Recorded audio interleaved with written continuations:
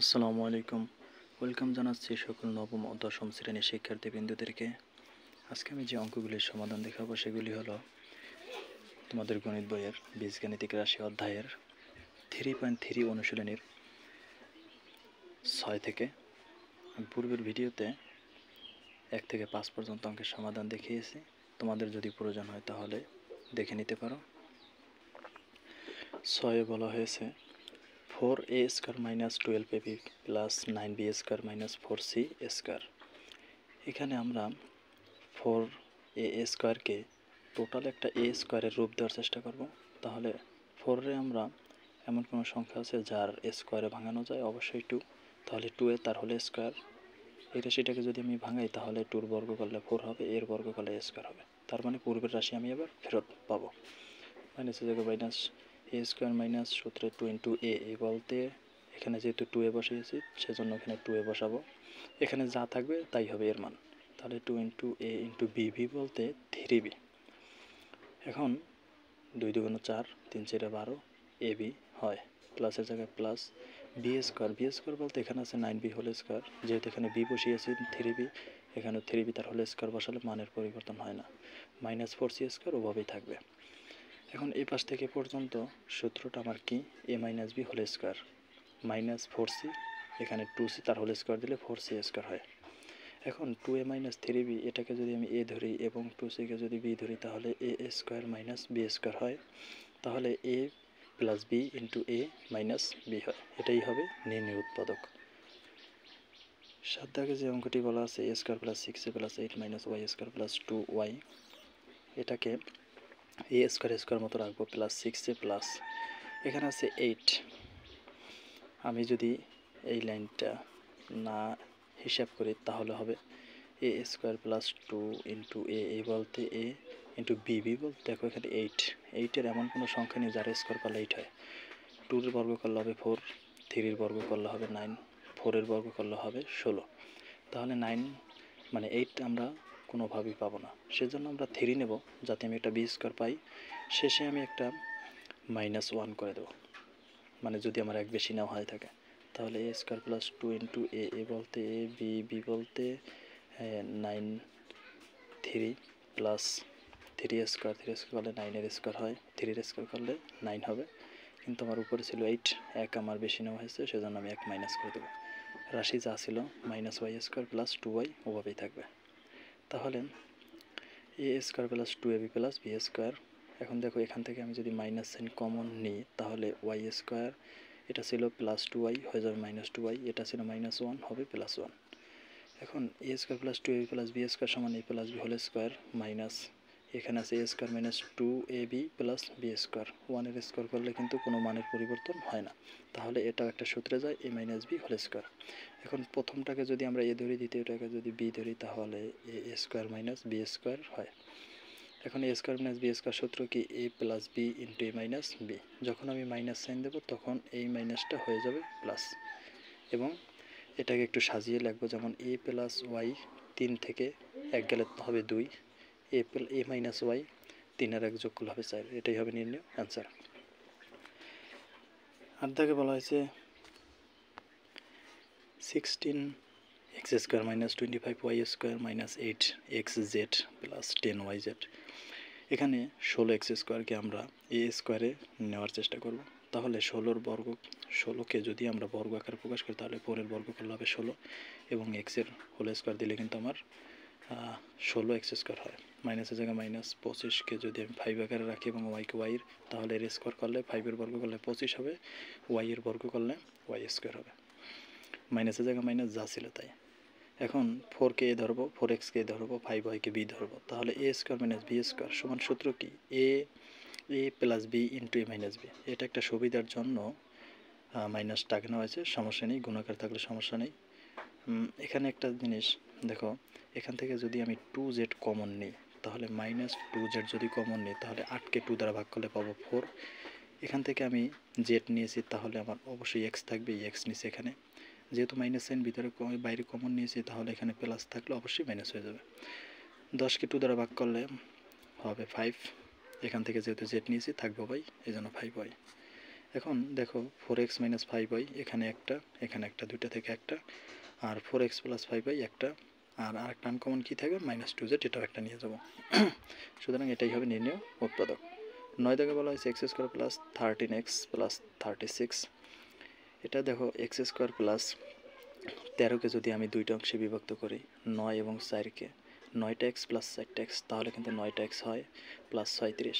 এখান থেকে এখন দেখো প্রথম দুইটা থেকে কি কমন যায় এক্স, তাহলে এখানে এক্স স্কোয়ার মানে কি দুইটা এক্স, একটা এক্স কমন নিলে আরেকটা এক্স থাকবে, প্লাসের জায়গায় প্লাস। 9x থেকে এক্স কমন নিয়েছি, শুধু 9 থাকবে, প্লাসের জায়গায় প্লাস। এখান থেকে 4 কমন যায়, তাহলে থাকবে এক্স প্লাস 4 নং 37, 9 হবে কমন। তাহলে এক্স প্লাস 9 দুইটা রাশি থেকে একটা নেব, আর আনকমন এক্স প্লাস 4 ওভাবেই থাকবে। 10 থেকে বলা হয়েছে x two the power 4 plus x square minus 20। আমরা x two the power 4 plus x square minus 20 ওভাবেই রাখবো। এখন এটাকে উৎপাদকে যেহেতু বিশ্লেষণ, দেখো এখানে সূত্র নেওয়া সম্ভব নেই, সূত্রে নিয়েও করা যাবে, কিন্তু সূত্র ছাড়া যদি মিডল টার্ম ব্রেক করি তাহলে সহজ হবে। যেমন এখানে আছে 20, আমরা মিডল টার্ম ব্রেকের নিয়ম জানি কি, প্রথম রাশি শেষের রাশি গুণ। যেমন প্রথমে কোনো সংখ্যা নেই, সেক্ষেত্রে 20ই হবে আমার সংখ্যা।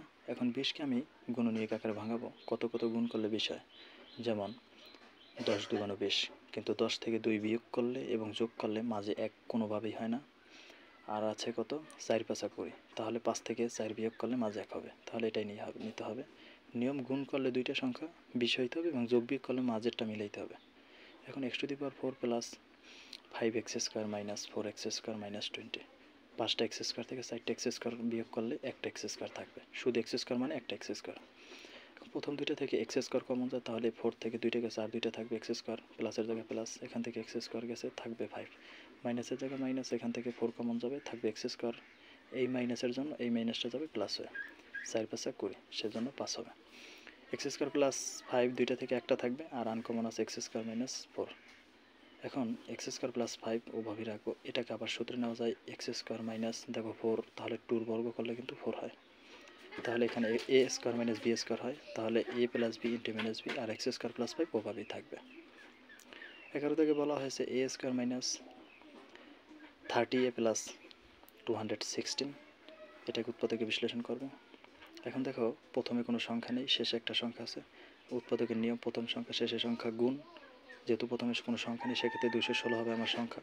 এখন 18 আর 12 গুণ করলে 216 হয় এবং যোগ বিয়োগ করলে মাঝে 30 হয়। এখন দেখো এ স্কোয়ার ওইভাবে রাখবো মাইনাস 18, এখন যেহেতু 30 মিলাইতে হবে তাহলে -12, 18 আর 12 যোগ করলে 30 হবে প্লাস 216। প্রথমটা এই এ স্কোয়ার মাইনাস 18, এই জায়গা থেকে কমন যায়, তাহলে এ স্কোয়ার থেকে গেলে থাকবে মাইনাস 18 থেকে গেছে, বাকি রইল 18 মাইনাস এই দুইটা থেকে 12 কমন যাবে, থাকবে কি এ, এটা প্লাস, যেহেতু মাইনাস এন কমন নিয়েছি সেজন্য মাইনাস হবে, 12 দিয়ে 216 ভাগ করলে হবে 18। এখন এই -18 এই -18 দুইটা থেকে একটা, আর আনকমন এ -12 পড়েই থাকবে, সুতরাং এটি হবে নির্ণয় উৎপাদক। 12 দাগে বলা হয়েছে A to the power 8 minus a4 minus 2, এটাকে আমরা দেখো আমাদের এখানে মিডল টার্ম ব্রেকের নিয়মেই করার চেষ্টা করব। প্রথমে সংখ্যা নেই, শেষে একটা সংখ্যা আছে, তাহলে সংখ্যাটি হবে আমার কত 2, তাহলে 2কে যদি আমি গুণনীয়ক আকারে ভাঙাই, যেমন 2 অক্ষে 2, তাহলে 2 থেকে 1 বিয়োগ করলে মাঝে 1 হবে, তাহলে আমার A to the power 8 minus 2a4 plus a4, তার মানে দুইটা a4 থেকে একটা a4 যদি আমি বিয়োগ করি তাহলে একটা a4 থাকবে -2, তাহলে প্রথম দুইটা থেকে a4 কমন যাবে, তাহলে 8টা থেকে 4টে গেলে 4টে থাকবে, a4 থাকবে মাইনাস, এখান থেকে a4 কমন নিলে থাকবে 2, প্লাসের জায়গায় প্লাস, এখান দেখো কিছু কমন নেই সেক্ষেত্রে 1 যাবে কমন, এখানে a4 -1 হবে -2 হবে, তাহলে a4 -2 দুইটা থেকে একটা, আর আনকমন a4 + 1, তাহলে এটি হবে নির্ণয় অ্যান্সার। 13 থেকে বলা হয়েছে x square minus 37x minus 650, এটাও আমরা মিডল টার্ম ব্রেক করার নিয়ম করব, যেহেতু প্রথমে কোনো সংখ্যা নেই, 685 হবে সংখ্যাটি, 50 আর 13 গুণ করলে 650 হবে এবং 50 থেকে 13 বিয়োগ করলে 37 হবে। এখন x square minus 50x plus 13x minus 650, প্রথম দুইটা থেকে দেখো এক্স কমন যায়, এখানে এক্স স্কোয়ার মানে দুইটা ছিল, একটা নিচে আর একটা থাকবে, মাইনাস এক্স চলে গেছে 50 থাকবে, প্লাসের জায়গায় প্লাস, এখান থেকে 13 কমন যাবে, এক্স মাইনাস 50, 13 দ্বারা 650কে ভাগ করলে 50 হয়, এক্স মাইনাস 50 দুইটা থেকে একটা, এক্স প্লাস 13 দুইটা থেকে একটা, মানে এক্স প্লাস 13 বাকি যা থাকবে তাই। 14 থেকে বলা হয়েছে 9x square y square minus 5xy square minus 14 y square. এখান থেকে আমরা কমন নেব। দেখো তিনটা রাশির ভিতরে ওয়াই স্কোয়ার কমন আছে, বাকি থাকে 9x square minus 5x minus 14। এখন বাইরের যে রাশিটা আছে যেমন ওয়াই স্কোয়ার ওটা ওইভাবেই থাকবে, ভিতর রাশিটাকে মিডল টার্ম ব্রেক করবো। যেমন প্রথমে আছে 9, শেষে আছে 14।